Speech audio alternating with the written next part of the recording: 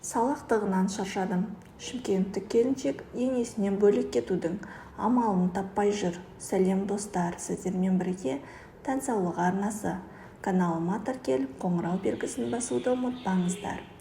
Әйел баласы үшін жеке бас тазалығы мен үйінің ұқыптылығы бірінші орында тұруы керек.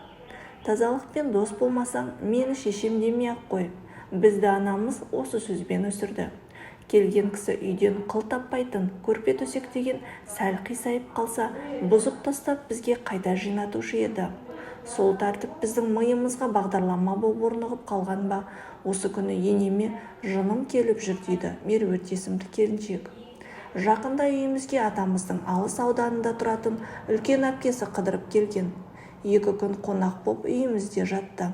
Ол кісінің аузы батыр, өктем-өктем, турасын айта салатын мінезі бар. Ары-бері шапқылап, ас-ауқаттың қамымен жүрген мені көріп, енеме қарата: «Әй Күләйша, келінің жақсы көз тимесін, пысық екен, үйді айнадай қылып ұстап отыр. Осы келіннің сіңлілері жоқ па екен, кіші балама алайын» деді.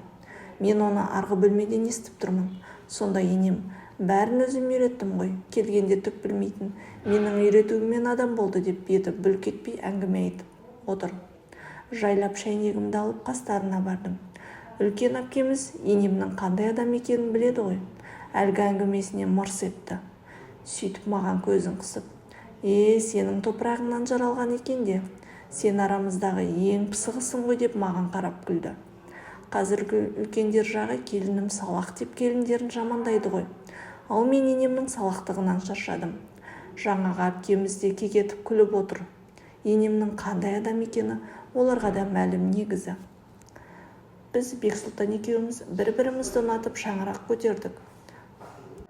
Қыз жігіт боп жүрген шағымызда ол мен анасымен таныстырған. Өте ұқыпты, әңгімесі әдемі жан сияқты көрінген. Кейіннен сол шаңыраққа келін боп түскенде енемнің шынайы бет бейнесін көрдім. Алдында бес батпан кір қоқыс тұрса да, былқ етпейтін беғамның өзі екен.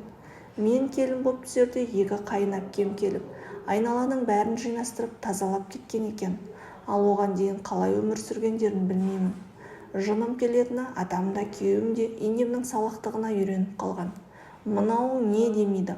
Ал менің ата-анам тазалыққа өте сақ қарайды. Бізді де солай тәрбиелеп өсірген. Отырған тұрған жерімізді күн сайын жинап, жуып шайып отырамыз. Ұлы сөзде ұят жоқ дейді ғой. Енем апталап іш киім ауыстырмай жүре береді. Сосын сонсын ұялмай жуа салшы деп маған береді. Ананы жумақ түгілі қараудың өзі қорқынышты. Шомылмайды.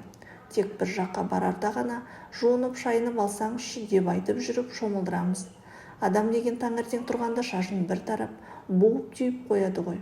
Ал ол кісі шашын тек жуған кезде ғана тарайды. Білмеймін, осы заманда өз басының тазалығын сақтамай жүру қаншалықты қисынды екенін. Мен бір жаққа кетсем, үйіміз шашылып, ыдыстар жуылмай, кір сасып тұра береді. Енем тазалауды, жинауды тіптен ойламайды. Біздің үйде ыдыс көп. Сол таза ыдыстарды бірінен соң бірін пайдаланып отырады. Жууды мүлдем ойламайды. Қайын әпкелерім әр келген сайын маған алғысын айтады. Шешелерімнің сыры өздеріне мәлім ғой, қайтсын енді. Енемнің салақтығының кесірінен төркініме барып емін-еркін апталап жата алмаймын. 3 күн жатсам, келген соң үйімді танымай қалам. Даланың заттары үйге, үйдің заттары далада бұғып, қоқып жата береді. Күйеуіме немене бәле, айналаның бәрі кір, быт-шыты шығып кетті деп айтсам, қайтесің енді, мамам қартайды, күші жоқ қой деп шешесін ақтап алғысы келеді. Бірақ ол кісі менің мамамнан жас күш-қуаты тасып тұр. Аңдағаны телефон, жас өспірім балалар телефонды құшақтап екі бүктеліп жатады ғой. Енемнің жатысы тура сондай. Таңертең шай ішіп алады да телефонын құшақтап жатады. Түскі шайға дейін пысылдап ұйықтап алады. Түскі асын ішіп болған соң тағы сол көрініс. Сосын ондай адам түнде қайтып ұйықтасын. Түнімен ұйықтай алмадым, мазам жоқ, денсаулығым болмай жүр деп қыздарына шағымданады. Өткенде өзі күні бойы ұйықтап алған. Түнімен телефон шықлап үйдің ішінде жүрді.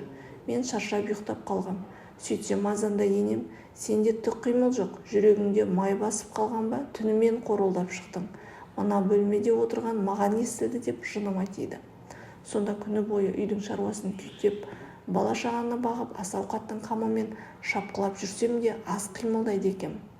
Кейде өз қоқысының ортасында отырсын деп бөлек шығып кеткім келеді. Бірақ балаларым әжесін жақсы көреді. Енемде бұлайша ешкімге зәбірі жоқ, жақсы адам. Ата-анам қыдырып келсе төрге шығарып ерекше құрмет көрсетеді. Бірақ салақтығы мені әбден шаршатты. Бұл қашанға дейін жалғасады екен?